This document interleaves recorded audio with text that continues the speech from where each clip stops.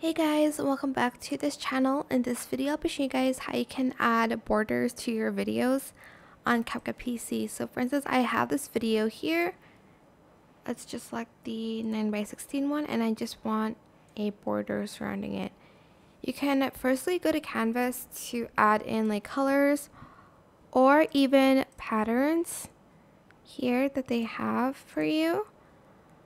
Or you can place it on the second track here and you can add like your own video background and stuff like that. Let's see, go to background and like select one that you like. And that is pretty much it for this video. I hope it was helpful for you guys. Don't forget to like, comment, share. Also subscribe to this channel if you haven't done that.